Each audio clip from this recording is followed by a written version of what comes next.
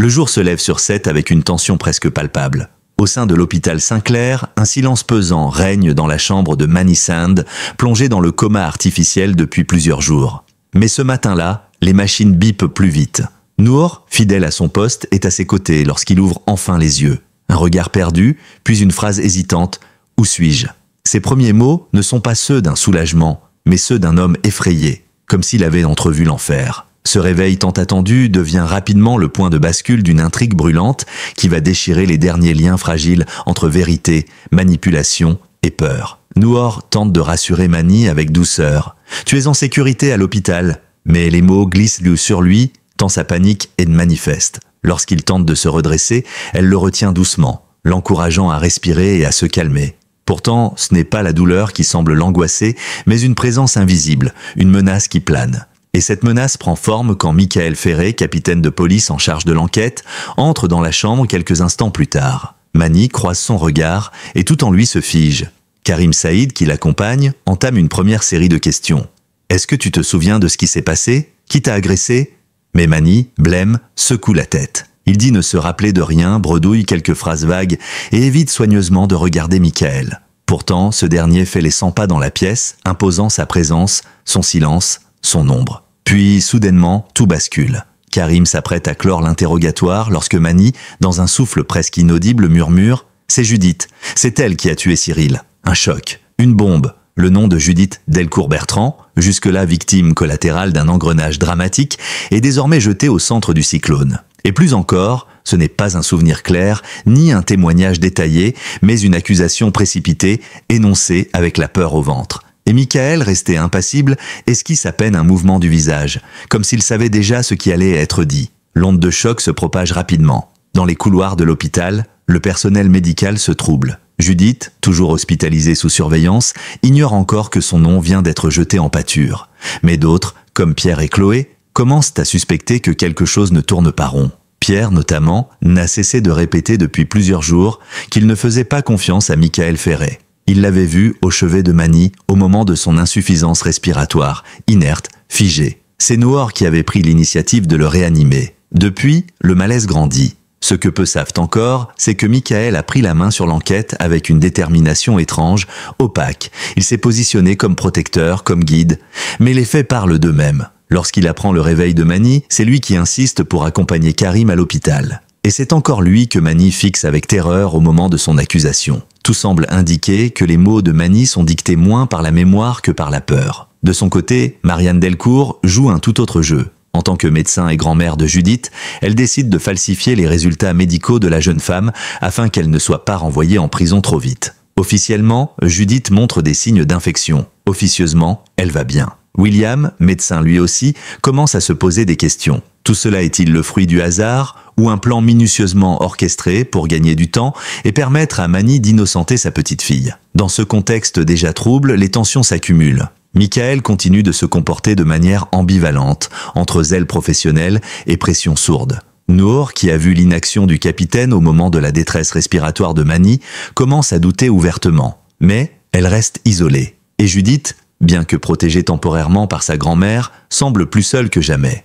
L'accusation de Manny vient donc bouleverser tous les équilibres. Sincère, forcé, manipulé, une chose est certaine. La peur qui l'habite est bien réelle, et cette peur porte un nom, Michael. Alors que la bombe lancée par Manny vient tout juste d'exploser, l'hôpital devient le théâtre d'une agitation silencieuse mais implacable. L'accusation portée contre Judith n'est pas prise à la légère. Elle bouleverse le fragile équilibre entre les protagonistes et enclenche une série de réactions en chaîne. Pourtant, quelque chose cloche. Ceux qui ont vu Manny, ceux qui ont entendu son aveu, perçoivent tout ce détail glaçant. Son regard fuyant, ses mains tremblantes et surtout, cette peur muette lorsqu'il croise les yeux de Michael Ferré. Car depuis plusieurs jours déjà, une suspicion insidieuse s'insinue dans les esprits. Michael n'est pas un simple capitaine en mission. Son comportement intrigue, dérange, trop présent, trop silencieux, trop rapide à vouloir clore l'enquête. Il est là partout, comme s'il surveillait. Et c'est bien ce que pense Pierre, le père d'Alex. Dès le matin, il interpelle Karim avec une détermination glacée. « Je ne veux plus que le capitaine Ferré s'occupe de cette enquête. » Pour lui, Michael n'est pas un enquêteur, mais un acteur trouble de cette affaire, peut-être même une menace. Karim, fidèle à ses principes, hésite. Il connaît Michael. Il sait qu'il peut être direct, rigide, mais est-il capable de manipuler un témoin, de rester inactif pendant une urgence médicale? Noor lui a pourtant raconté que lorsque Mani a eu son insuffisance respiratoire, Michael était là, impassible. C'est elle seule qui a appelé à l'aide et lancé les premiers gestes de secours. Une négligence? Une paralysie? Ou un calcul? Pendant ce temps, Marianne joue un double jeu dangereux. Elle a truqué les analyses de Judith pour lui éviter un retour immédiat en détention. Lorsque William, en bon médecin, commence à remarquer des incohérences dans les résultats, elle nie d'abord, puis finit par avouer « oui, elle a modifié les données ». Mais elle le supplie de garder le silence le temps que Mani parle. Ce qu'elle ignore, c'est que ce témoignage est déjà tombé et qu'il accuse sa petite fille. Judith, elle, reste dans l'ignorance. Alitée, elle s'accroche à l'idée que la vérité finira par triompher. Elle a peur, bien sûr, mais se veut forte. Elle ignore que son nom est désormais au cœur d'un engrenage dont elle ne contrôle plus rien. Son avenir, sa liberté, sa réputation, tout est suspendu aux lèvres d'un homme brisé, à la merci d'un autre. À la colocation, la vie tente de suivre son cours. Victoire, Fred, Aaron, tous essaient de s'aérer l'esprit. Ludo, nouvellement arrivé, tente de profiter d'un barbecue entre amis. Mais même là, la tension suinte. Aaron, irrité de se retrouver encore au milieu de couple, rumine. Et quand Ludo arrive avec Joyce, sa petite amie, l'ambiance se crispe davantage. Ce moment de détente est en réalité un écran de fumée. Tout le monde sent que la tempête approche, même s'ils ne savent pas encore à quel point elle sera violente. De retour à l'hôpital, Michael reçoit enfin la confirmation qu'il attendait. Mani est réveillée. Son empressement à vouloir l'interroger avant tout le monde ne fait qu'épaissir les soupçons.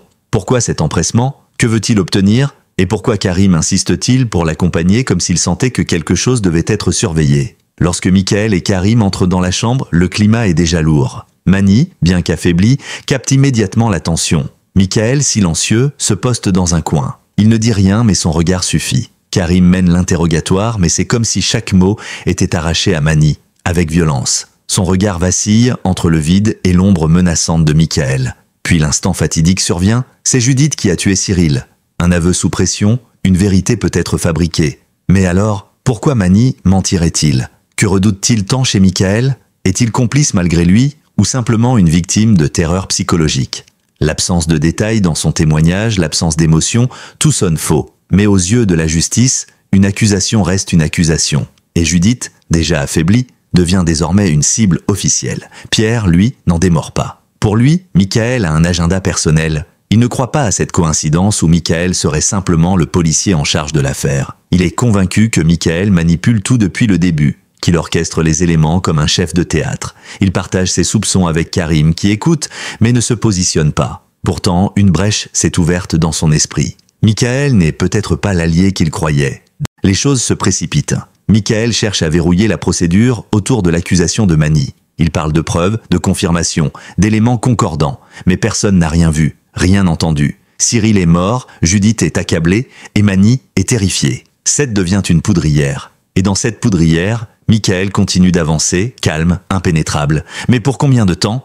Au lendemain de l'accusation portée par Mani, le nom de Judith Delcourt résonne dans les couloirs comme une rumeur lourde, étouffante. Celle qui espérait se reconstruire après les épreuves passées se retrouve brutalement désignée coupable d'un meurtre qu'elle nie de toutes ses forces. Pire encore, son sort est désormais entre les mains d'un témoin fragile, probablement sous influence, et d'un enquêteur dont l'objectivité est de plus en plus remise en cause. Judith est toujours hospitalisée, officiellement pour surveillance médicale. En réalité, elle est en observation dans un contexte biaisé où la médecine est devenue un outil de stratégie. Marianne, sa grand-mère, a avoué avoir falsifié les résultats pour gagner du temps. Une décision risquée, certes, mais dictée par une volonté de la protéger. Ce qu'elle n'avait pas prévu, c'est que ce temps volé ne servirait pas à son innocence, mais à sa chute. Lorsque William vient l'ausculter à nouveau, il note des constantes normales. Aucune fièvre, aucune toux, aucune trace de rechute. Il pose alors la question qui dérange. « Tes analyses ont été modifiées, Judith ?» Elle, surprise, répond « non », mais son instinct comprend qu'un mensonge se trame quelque part. William en parle à Marianne, qui finit par avouer, non sans tension, qu'elle a agi seule. Elle justifie son geste. Elle pensait que Mani allait se réveiller et l'innocenter. Mais la réalité s'est cruellement retournée contre elle. Pendant ce temps, Chloé et Alex, parents de Judith, vivent dans une angoisse constante. Ils tentent de maintenir un front uni, mais la peur les ronge. Pierre vient les voir pour leur confier ses soupçons persistants envers Michael. Il leur raconte ce que l'infirmière a vu. Michael dans la chambre de Manny, sans bouger, au moment de son insuffisance respiratoire. Il insiste, ce type cache quelque chose, il faut l'éloigner de l'enquête.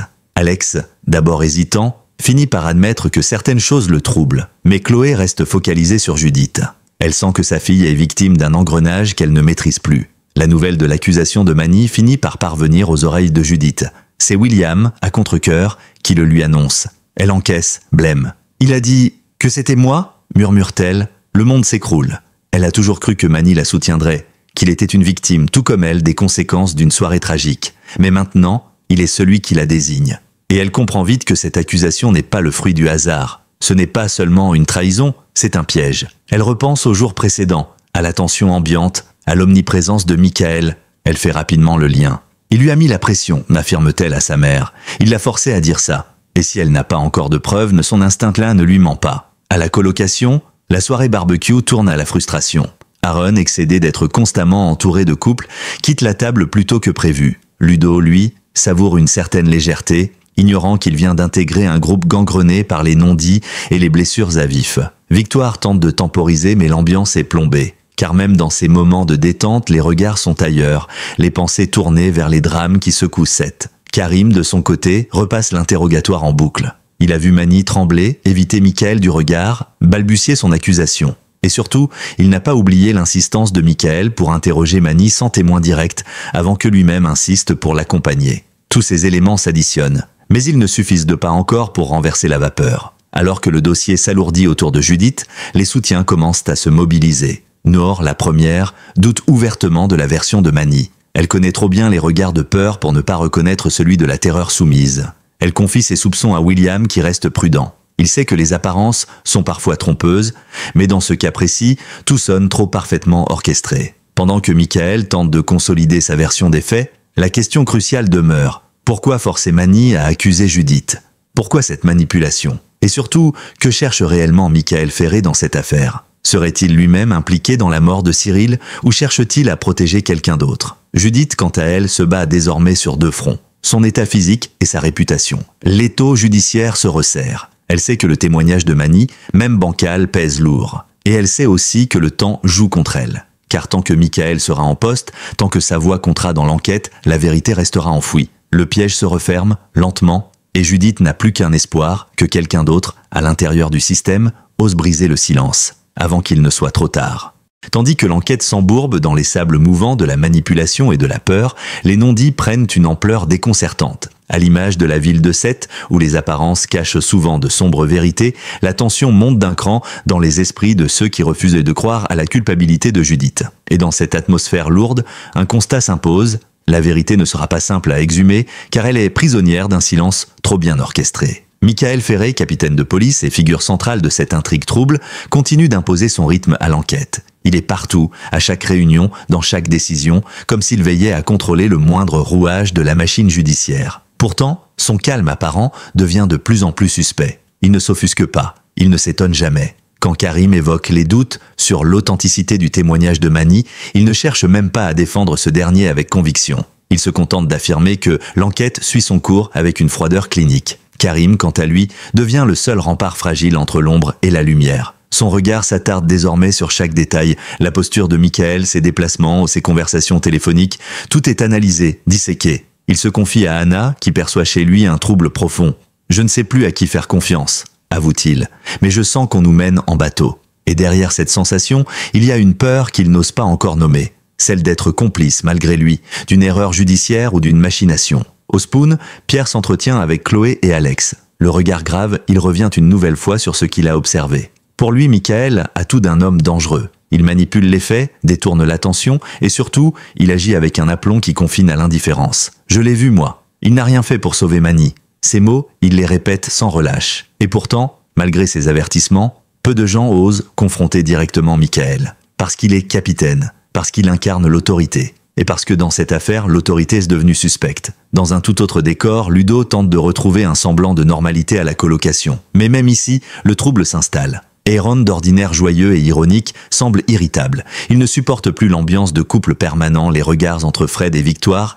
la présence constante de Joyce, la petite amie de Ludo. Lui qui aimait les soirées simples sent que quelque chose a changé. Il n'y a plus de légèreté. L'ombre de ce qui se passe à l'extérieur a franchi le seuil de la maison. Pendant ce temps, Judith, hospitalisée, tente de reprendre le contrôle, mais chaque heure qui passe l'enfonce un peu plus dans une spirale d'angoisse. Elle commence à se poser des questions. Qui, parmi ses proches, croit encore en elle? Noor la soutient, mais reste impuissante. William est inquiet mais tenu au silence. Marianne, rongée par la culpabilité d'avoir trafiqué les analyses, évite son regard. Et Chloé, sa mère, vacille entre instinct maternel et peur que tout s'écroule. C'est dans cet isolement que Judith fait une chose inattendue. Elle demande à parler à Mani, elle veut le voir, le confronter. Ses médecins hésitent. Karim s'y oppose d'abord, puis cède. Ce face-à-face, il le veut aussi. Mais Michael, mis au courant de cette demande, fait tout pour l'éviter. Il insiste sur la fragilité de Mani, son état encore incertain. Mais ses arguments sont trop insistants pour être sincères. Noor parvient malgré tout à organiser une rencontre furtive,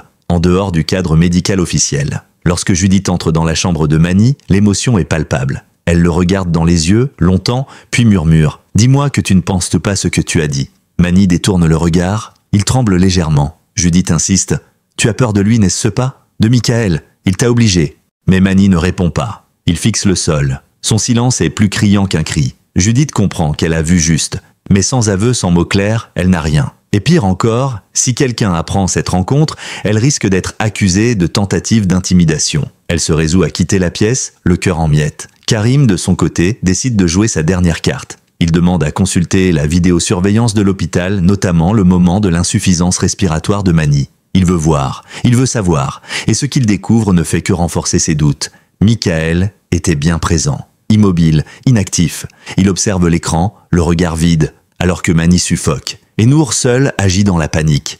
Cette vidéo, il la garde précieusement. Elle n'est pas une preuve de culpabilité, mais elle est une brèche. Une fissure dans le récit officiel, et peut-être la première pierre d'un renversement, car dans cette affaire, la vérité ne peut plus reposer sur les mots. Il faudra désormais des faits, des preuves, des actes, et Karim semble prêt à les chercher quoi qu'il lui en coûte. Le temps s'accélère à 7. Ce qui n'était qu'un faisceau de soupçons devient peu à peu un faisceau d'indices.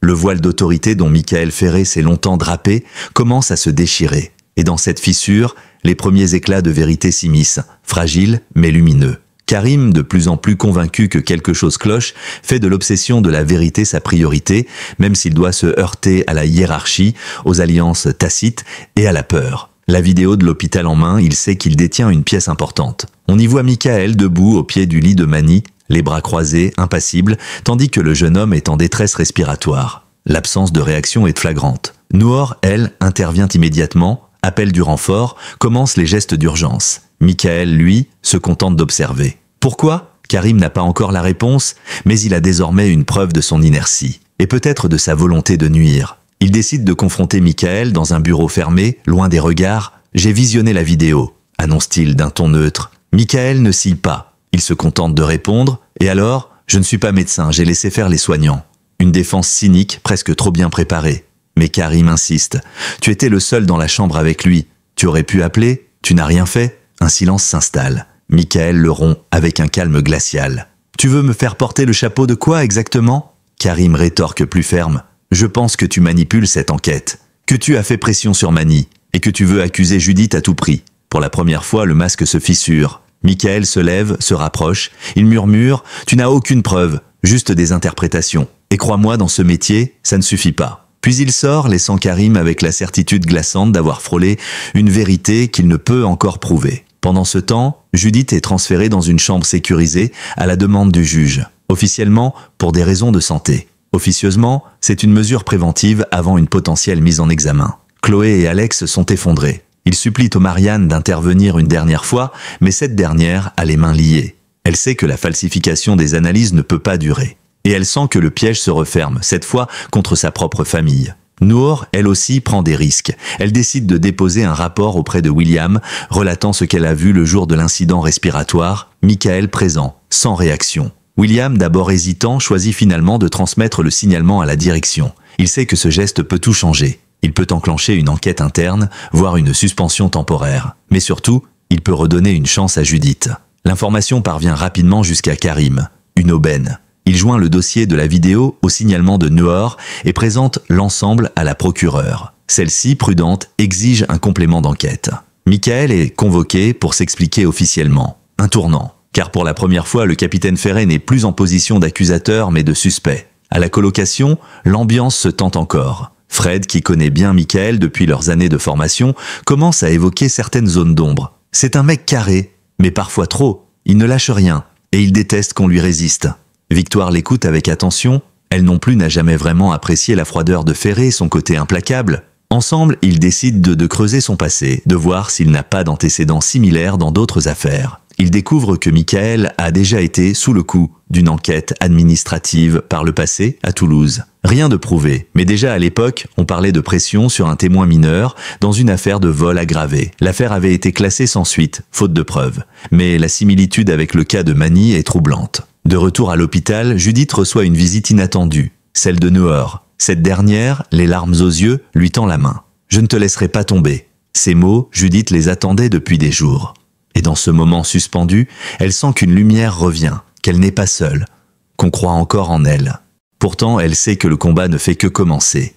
Michael, même affaibli, reste un adversaire redoutable. Et tant que Manny ne changera pas sa version, la justice pourra s'appuyer sur son accusation. Mais quelque chose a changé. Michael n'a plus l'impunité du silence. Il est désormais sous surveillance et son pouvoir vacille. Et cela suffit à Judith pour reprendre espoir. Le ciel de Sète semble s'être chargé de nuages épais depuis que le nom de Judith a été jeté en pâture à l'opinion, à la justice, à la peur. Mais dans cette obscurité, les premières lueurs d'un possible renversement apparaissent.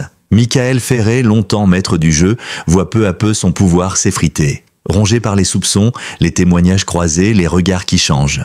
Face à lui, une poignée de proches s'organise dans l'ombre pour sauver Judith, cette innocente piégée dans un engrenage trop lourd pour elle. C'est d'abord Karim qui continue de pousser, refusant de laisser cette affaire lui glisser entre les doigts car il multiplie les démarches. Grâce aux éléments réunis, la vidéo, le rapport de Noor, les anciens soupçons à Toulouse, il obtient l'autorisation d'un audit disciplinaire sur Michael Ferré. Une étape cruciale. Si Michael est suspendu, son emprise sur Manny s'effondrera. Mais le capitaine ne cède pas facilement. Lorsqu'il apprend la nouvelle, il se braque, hausse la voix, évoque un complot monté contre lui. Un aveu de faiblesse ou une nouvelle stratégie? Judith, quant à elle, est enfin autorisée à sortir de l'unité de soins pour rejoindre une chambre moins surveillée. Elle n'a toujours pas été formellement mise en examen grâce au flou juridique qui entoure le témoignage de Manny. Mais elle sait que le moindre faux pas pourrait la faire basculer. Malgré tout, elle reprend des forces. Le soutien de Noor l'a revigorée, tout comme celui, discret mais solide, de son père Alex, qui se bat en coulisses pour mobiliser un avocat pénaliste de renom.